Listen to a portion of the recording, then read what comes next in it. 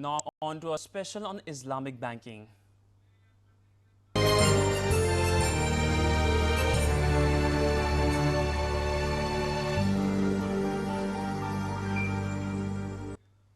Eid ul-Adha is being celebrated across the country today with special prayers in Eidgahs and mosques.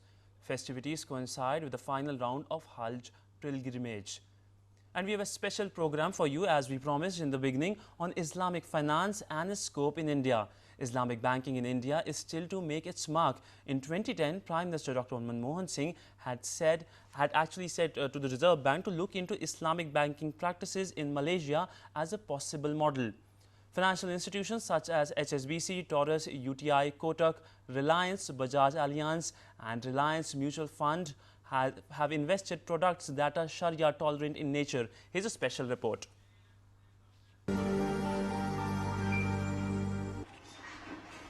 Islamic banking, a term still to gain currency in India but has already made its mark around the world. Sharia prescribes how a Muslim must run his business. It forbids interest both when lending and borrowing. Investment must be based on the principle of shared risk, making lender a partner in business and not a creditor. Businesses considered immoral such as trade in tobacco, liquor, explosives and lending money for interest are excluded. The abolition of interest or rabia is the most well-known principle of Islamic finance. Revenues come when both the sides share risk and reward, and investment must be backed by real goods or services.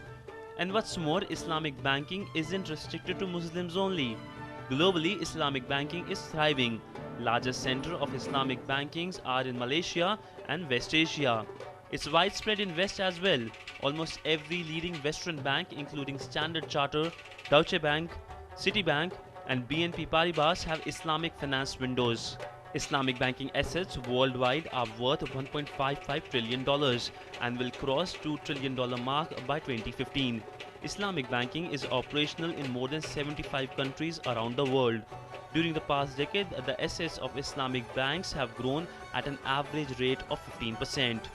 In India, only baby steps have been taken regarding Islamic banking.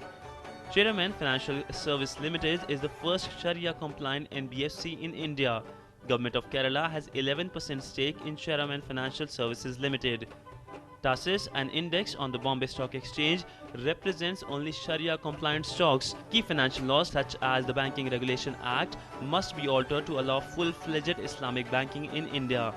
Indeed, if Islamic banking is unlocked, it has a potential to provide abundant funding to businesses across India. Business Desk, GD News. We are joined by Waqar Anwar, member of the Indian Center for Islamic Finance and senior journalist Shishir Sinha. Welcome to Doordarshan News. So I'll start with you. My first question is, briefly and concisely, tell me what is Islamic banking? Islamic banking is alternative banking based on participatory concept. The financial intermediary, the bank, participates with the lender and with the borrower. Both are parties to the same. They share profit or loss. There is some asset backed on which funding is done, and then either they asset back or they do on profit loss sharing or maybe on rental basis. But Shishir, tell me, I think that it still hasn't made its mark in India. The problem with the banking law especially prescribes that whatsoever business you are doing as a financial activity, it should have some interest component involved into that. Islamic banking clearly says that there is no concept of interest into this structure, this product. So when you have a product like this, when the law doesn't allow that, how you can do that? And that is why there has always been a discussion. There's even the Prime Minister Manmohan Singh, as you mentioned rightly in the beginning of this discussion, that he asked RBI to study Malaysian model and bring some changes. Happen? No, not at all. Because the problem is a political issue. It's not something which is a purely financial issue or economic issue. Unfortunately, it has become a political issue. When Kerala government started Chairman NBFC, and you won't believe that Chairman is acting only as an NBFC, it can't act as a bank because of the banking regulation. Even before that, there was one particular institution which was started in Kerala that was shut down by RBI because they said that you are not very transparent on interest thing. They said very clearly that we are not charging interest, but they said you should come out with the pricing thing. They said we are not charging interest, we are partner in the business, and defining the partner is not within the ambit of RBI, but in the ambit of the Ministry of Corporate But Affairs. Anwar Saab, it's sometimes very difficult for me to fathom a bank which works without interest rate. Matlab, how does this bank works when it does not charges interest? How does it keeps on balance the various NPAs, the bad debts? How does it handle? The problem with Indian law is that we are following a system of commercial banking distinct from industrial banking. Commercial banking are providing only working capital finance, and we have industrial bank providing equity or maybe long-term debt finance. So this universal banking concept of many like Germany and other European countries, the whole thing has been solved. There should be one single agency providing both the facilities for equity financing also and for working capital financing also. So the equity financing is always on profit and loss sharing. We have the concept of development of Silicon Valley based on venture capital. The whole thing flourished, and venture capital is equity capital, participation based on equity. So equity financing is the basis of Islamic banking. Then both the parties, the financier and the person taking the finance, they are participating. So, but what about the bad debts, NPAs? How do you handle them? The losses should be shared based on capital ratio. This is a known concept for British law. We call it Garner versus Murray law, where profits are shared based on aggregate ratio, and losses are shared based on capital ratio. So both the parties have a capital ratio. So tell me some global example how Islamic banking is functioning in other countries. Take the case of Malaysia. The one popular concept is that Islamic banking is only for Muslims. But in Malaysia, the clientele is basically Chinese and they are Christians. Basically, the businessmen there are Christians. Majority of the clientele of Islamic banking in Malaysia are non-Muslims because the banks are serving better, the client is getting good service, they are opting for that. So, and Malaysian example is akin to us, like us. Other this Middle East countries are not like us because they have rentier type of economy. We are production based economy. So politics aside, can India follow the Malaysian example? Of course it can follow, and especially when you are trying to develop entrepreneurship in India, if an entrepreneur has little money, if an entrepreneur is not in a position to pay higher interest charged by various commercial bank, why can't be partnership based financial system? I will just give you an example that how does it work. We did a story, I mean my newspaper Hindu Business Line did a story on that, a detailed feature on that, and we just tried to give an example that how, like a company called A, if it wants to start a restaurant with say rupees 10 lakh capital, he puts in rupees 5 lakh of his own money and approaches B, which is a Islamic financial institutions, to pay the remaining amount. B agrees to invest rupees 5 lakh in that restaurant for rupees for a 50% in stake. Remember, Islamic finance doesn't allow more than 50% stake. Am I right, sir? No, that is not the case. There is not that case. But I mean, it's a unwritten principle. Usually, it's in practice that they do not do.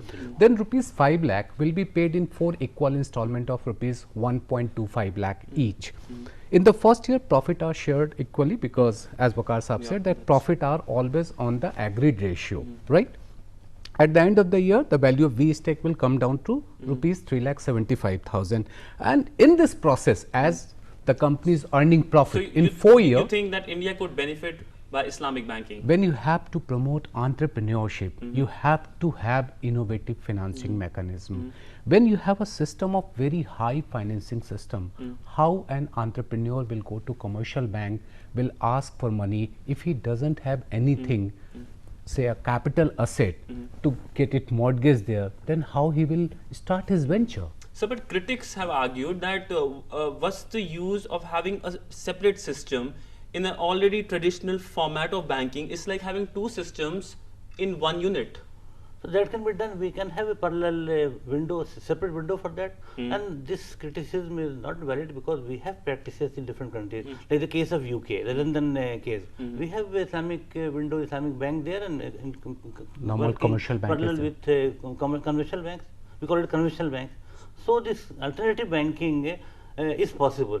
You can remember that we have had several committees to assess the Islamic banking for India, and no committee has said that this system is unviable or not feasible. I believe the last was Raghuram Rajan's He financial has sector. himself in his committee Rajan report, we have his comment that it should be done. So all the committees agree the system is viable, the system is feasible. The only thing is the law in India doesn't permit. So law can be changed, can be adjusted. And if I add to what he has said, if your constitution allows you to follow any religion, then why it cannot be allowed to have a particular financial system according to your religious belief and religious need? It can be done. That's not impossible.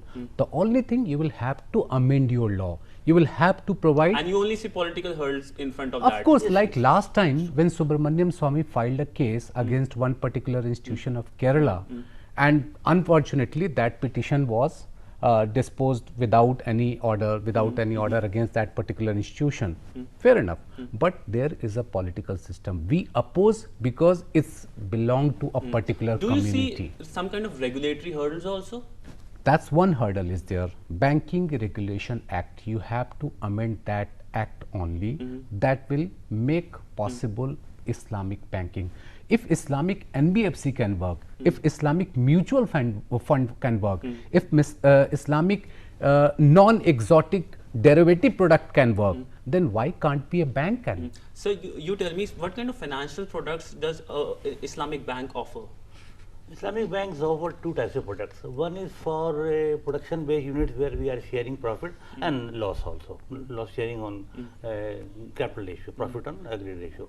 And we have another type of concept when we have the concept of installment, when asset is rented on certain value and the premium paid covers both the capital amount and the amount of rental for user effect of that item.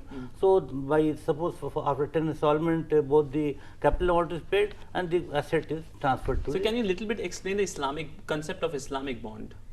So the concept of here sukuk. Sak means document, like bond. Bond also means literally means document. Sukuk is the plural of sak, means documents based, document based on some asset being developed. I become owner of a part of the asset, and I am that, but that ownership is transferable. I can sell like equity share. We are equity owners. We can sell the equity in the market, and the market may give me better than what my principal amount was. So the sukuk is the ownership right of a part of an asset, and that ownership right is transferable, sellable. What do you see the future of Islamic banking across the world? According to some estimates, is like $2 trillion. So where do you see the Islamic banking going? This 15% growth which we have witnessed, we believe from ICIF and my institution, our estimate is that this will go above 20%. And a country like India will surely enter into this area. And you think changing. Coming to a journalist, journalist view is always considered to be a neutral, objective one. So, sir, you tell me, will it promote inclusion? Given the fact that according to some data, like 50,000 crores interest Muslims don't take, they're lying idle in Kerala banks. Will it promote? How much will it promote? See, we have a population of almost, the Muslim population contributes almost 13%. I mean, it has a share of 13% in overall population. But 13 to 14. Muslim population. Yeah, This 13 to 14%. So, if this kind of population, if they are not getting banking according to their religious belief, if they want to go to a particular institution which also follow their religious thinking, why it can't be done? It can be done. There is a possibility. The only thing is you will have to go beyond your political thinking. So one last question to both of you. One common thing. Tell me one good point about Islamic banking which can help the country. One. For me, it's developing entrepreneurship because you are getting capital at a very, very, very less amount. And so for me, this will include a population which is not bankable today. So that fund from that non-banking bankable person will come to mainstream. And then added to that is that we can expect a fund from Middle East. The flow we need for covering our right now we are talking about direct investment, capital required. That capital can be brought in through this mechanism of Islamic banking. Thank you so much, Anwar Saab, Shishir sir. Eid Mubarak to both of you. Thank you. So that was a special on Islamic banking. Hope you liked it.